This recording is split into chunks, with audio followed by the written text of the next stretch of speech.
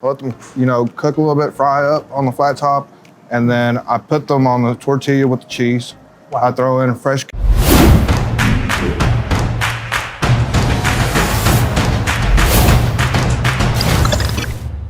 I'm Doug with America's Best Restaurants, and we're traveling the country coast to coast to find restaurants that you should dine at on a weekly basis, like Tacos and Tortas right here in Frankfort, Kentucky.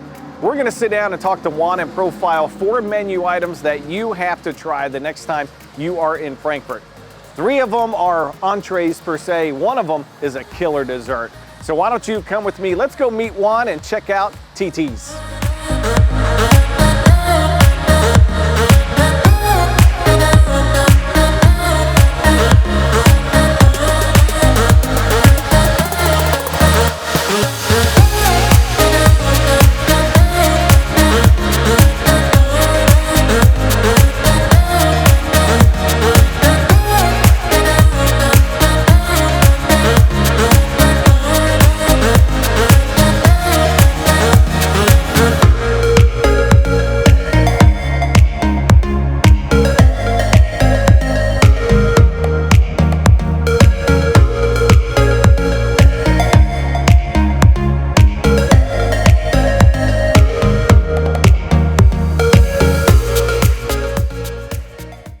We're back inside. I mentioned 4 items. Lo and behold, we have 4 items. By the way, this is Juan. I referenced him. This is Juan's concept, so he's the man. So let's get into it. I want to get into your backstory and how the brand came about. But first off, let's go item number 1. What are we looking at? All right, so this is the Cuban Torta, right? And the reason we call it the Cuban Torta is because it's got ham in it, it's got Frank hot dogs, it's got pork tenderloin in it. It's really good. Fresh bread as well. We put a little bit of lettuce, tomatoes, pickled onions.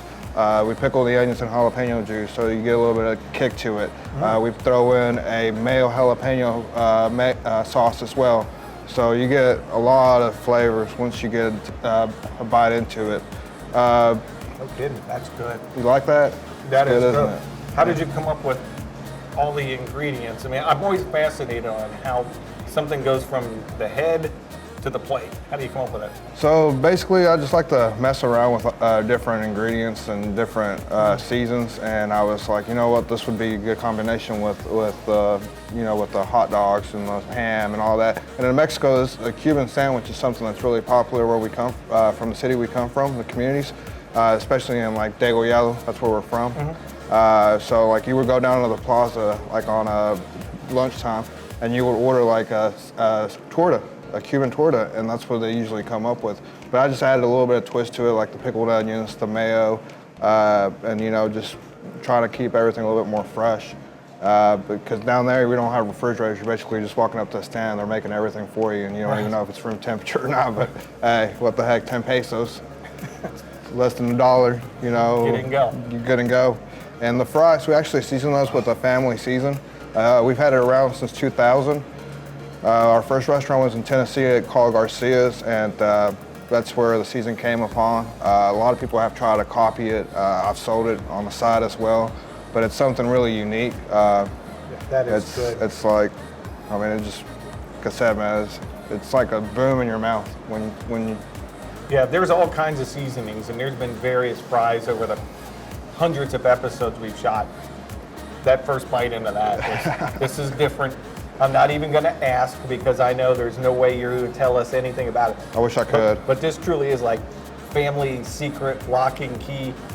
Yeah. Anybody ever going to find out. Yeah, man, like literally if I gave out the recipe for that, I'd probably end up in a ditch somewhere. That's how much my family loves that season, so it's like, got to keep it in the DL. You put that on anything else besides we put that on the carnitas as well. We put that season on the fajitas at other restaurants. I mean, there's a variety of items that we use to season for. Yeah. But like for me, it's like the fries is the special thing because like you just get the potato and then you get the season and you're like, man, it's like this is good. Yeah, that pops. Yeah. All right, so this is one item. Now, you've been in the restaurant game, as I like to call it, since you were like 12. 12 years old. You're a young guy anyway, but how did you get started, and then how did this brand come about? Because you've pretty much grown this whole thing, man. So I started with my father and his brothers. They opened up a restaurant in Frankfort, Tennessee, and that's where the season came from. And it was just, I think what, like, you know, he had me cleaning tables, washing dishes. He had me do a little bit of everything, cook in the back of the house, you know, marinate stuff, cut peppers and onions, peeled onions, and it's like over time I just like got into the industry. And then as I got older, you know, we moved up to Frankfort, and my dad was at the restaurant, and I was getting ready to graduate high school, and my dad's like, hey, do you want to go to college, or would you rather, you know, be a partner with me in the restaurant business and just, you know, help us grow and see where we take things? And I was like, you know what, Dad? I says, I don't want to put myself in any debt, so I'll go ahead and, you know, take the restaurant part of it, and let's see what we come up with, you know, and I can always go to college in the future and learn some stuff, you know, culinary if I want to. And it's like, yeah, I mean, that's always an option. So I stuck with them. And then, you know, I had like younger brothers and sisters, and I didn't want them to be like in the restaurant business with us all the time. I wanted them to be able to go to college and go to school, you know, to create their dreams. Because, you know, it's like it's family business. People always feel like they have to be a part of the business. Right. And I want to provide that opportunity for my brother and my sisters. So that's why, you know, it was really important for me to grow the business so they could have more opportunities as well. And, you know, I started like just making different entrees and stuff, seasons, working with seasons and working with quality of meats. Like I try to work with local distributors. We get all our stuff from Critchfield Meats out of Lexington. I mean, they've been around forever. And like everybody in Lexington knows who Critchfield is.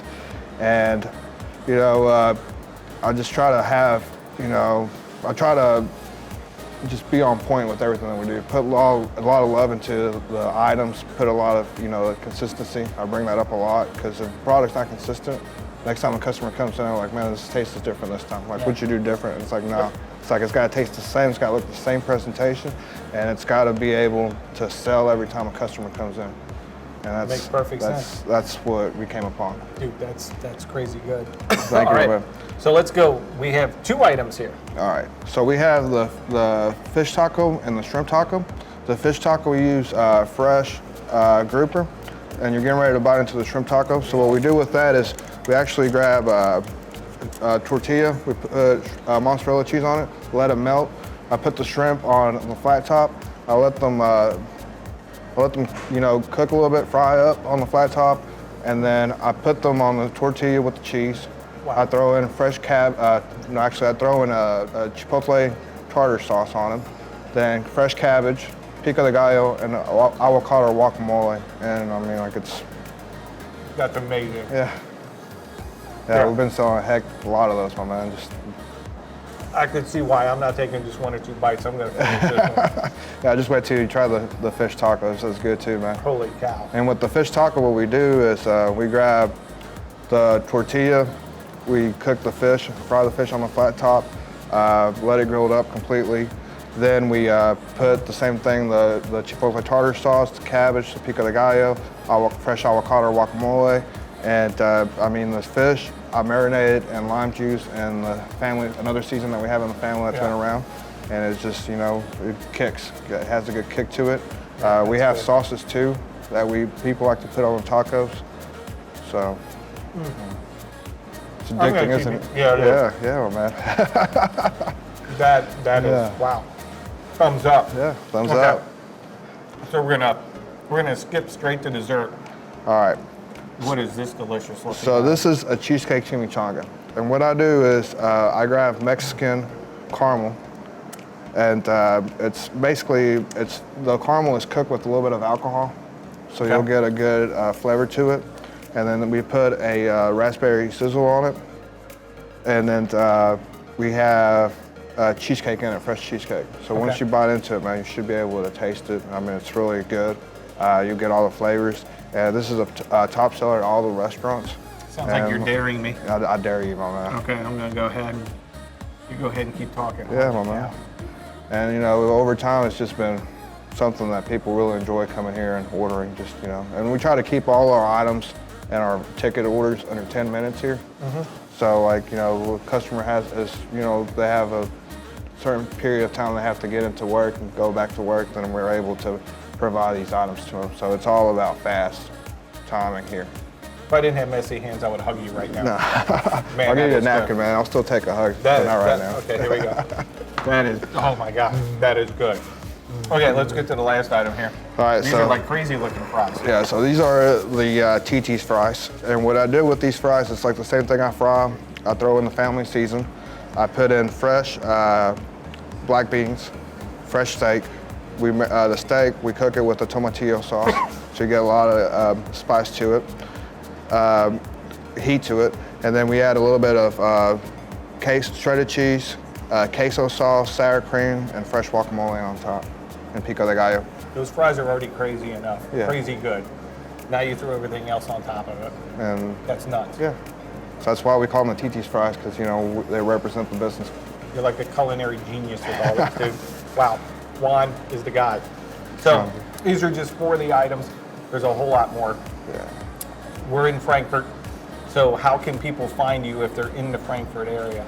So we're off of Versailles Road. Versailles Road is actually the busiest road in Frankfurt, and I think all you have to basically do is just go to Google and look up tacos and tortas, and they should pull up. Or we can also order from us on Menufy, which that's what the company we use for, and just put in TTS Frankfurt, and it should pop up.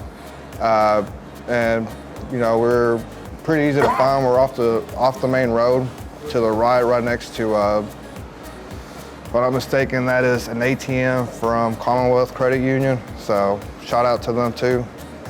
So run by the ATM and then come in. Yeah, just come in, come spend your money. No problem with that. Hey, they also have a full listing right here on americasbestrestaurants.com.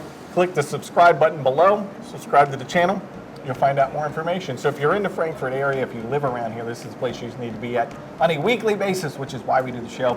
If you're visiting or you're in the area for the day, for the week, you're zipping through, put this place into your GPS and get here. GPS, just look for TT's and you're gonna love it, trust me. I won't disappoint. No, heck no, you ain't disappointed, dude. I'm gonna keep eating. So you come down, enjoy it. This is ours. We're gonna cheers. Cheers, salud. Salud. So until next episode, I'm digging in. I'm out.